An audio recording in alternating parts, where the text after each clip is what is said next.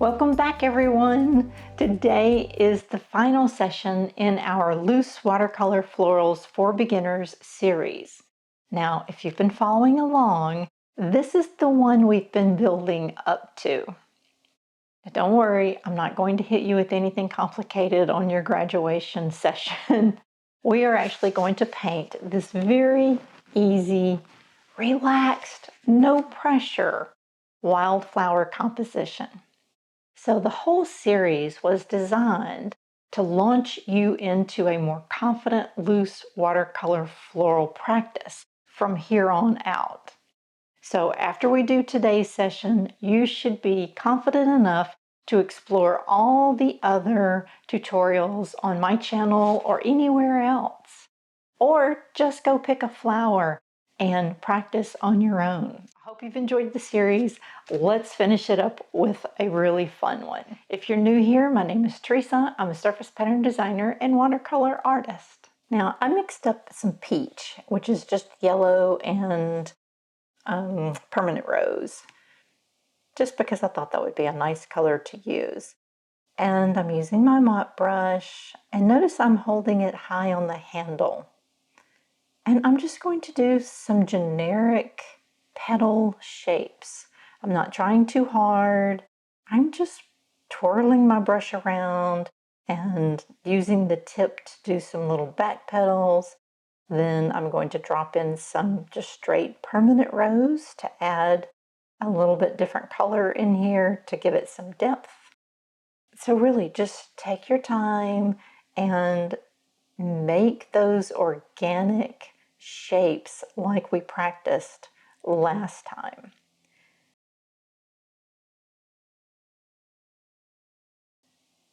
And then I'll put another one up here in the corner that's looking away. Again, I'm just going to twirl my brush around. Really, don't try too hard. You can always fine-tune it. So I just want to get the essence of a flower here. Drop in a little bit more of that permanent rose. And I'll tweak this a little bit as we go. Just laying down some basic flower shapes. As you notice, there's plenty of water in here. And then I'll do a third one right over here. Since both of the other two are looking away from us, I'll do one that's looking straight on at us, just to give a little variation. And let's just add a little bit more here. You can make it as large as you want. It doesn't matter. Just very organic. See, I'm not trying too hard. And I see that there's a little pooling here that just kind of feels like it might be a little too much. So I lifted that out. And now we'll do the center of this flower because I want that yellow to bleed into those petals. And now for the greenery, everything's still very wet, so you can use any brush you want. It doesn't matter. I'm using this extended point just because it holds a lot of water and pigment and allows me to do some pretty thin lines. But this is actually real time. So see how fast this is going? I'll just do a little bit of greenery in here. Those little under leaves. I mean, there's really not much to this.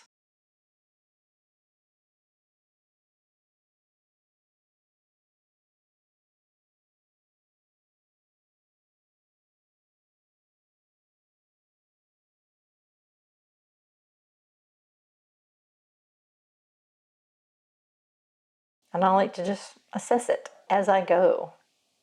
Let's see, let's change back over. I'll go to my black velvet brush and do some leaves because this brush makes leaves so easy.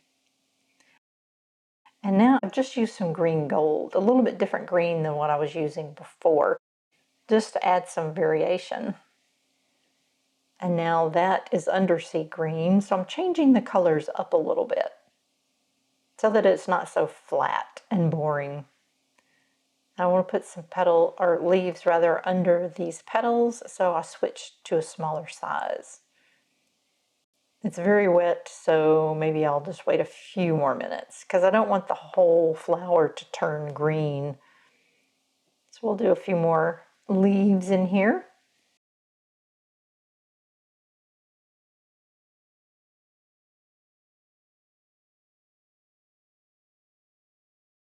And now I'm looking and I'm seeing that kind of had a little straight edge on it, that petal, and I didn't like that. So I just added a little bit to that edge so that it was more rounded. And now I've taken some straight orange and I'm just going to add a little shadow in here just to give it a little depth.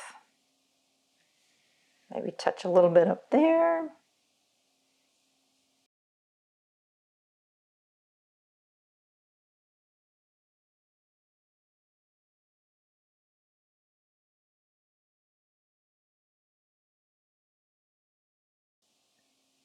Now, I'm not being very specific about these flower petals. Almost any shape will work.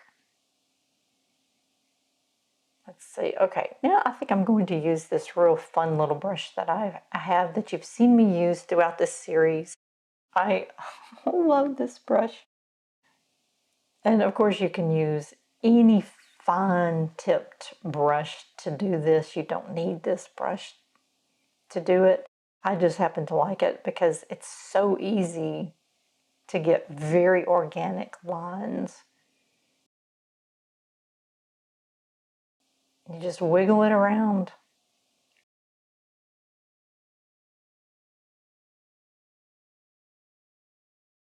I think I'll add some smaller leaves under these flowers. It's not completely dry, but it's not puddling as much. And if you touch a puddle, then all the green would have filled that puddle. And that was going to be a little too much bleeding. So this ought to be perfect. There's a sheen to it. I know it's still wet, but there are no big puddles. And let's do, and that's still pretty wet in there. So I think I'll just lift that back out and refill it with the yellow because that was too much brown at this point. We'll come back to that in a minute. And I'll just add a few more leaves. Let's see, let's get some larger leaves, some smaller leaves, different colored leaves. All that variety really adds movement. I think I'll go for something darker. We'll use undersea green. And I know this leaf is still wet, so we're going to have some bleeding, but hopefully it won't take over that whole leaf. Yeah, that ought to work just fine.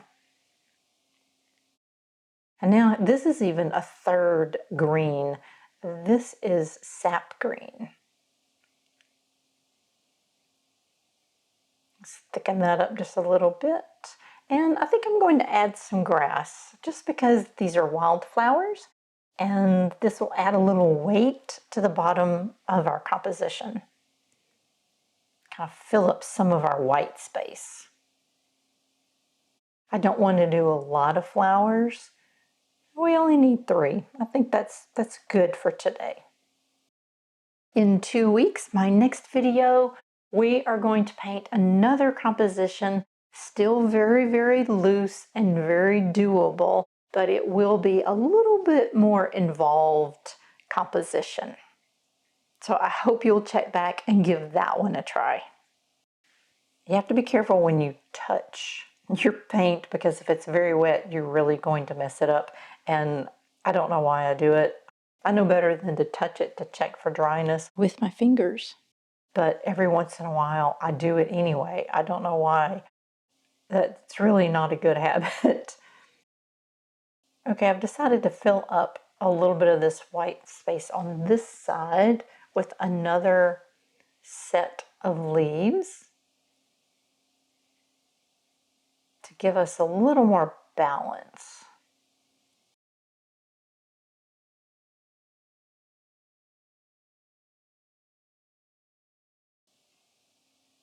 And again, I'm using the silver brush because see how silky these leaves come off this brush? I mean, it's just nothing to do a leaf with these silver brushes.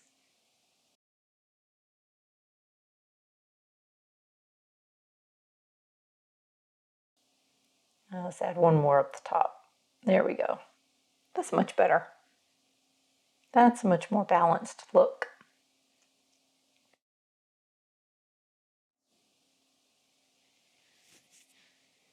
Okay.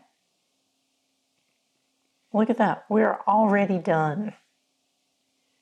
That went so fast. Okay, I really like that. Very simple, very easy. You can do this. Seriously, these flowers were nothing more than me just spinning the brush around and doing some very small strokes. You can absolutely do this. Thanks so much for joining me for this series. I hope you had as much fun with it as I did. But mostly, I hope that it has helped reduce your frustration with the learning process. I have over 100 videos on my channel now full of tips and tricks and lots of fun things to paint. So I hope you will go explore those. I'll put 2 of them linked at the end of this video for you that I think you might particularly enjoy at this point. I hope to see you again soon.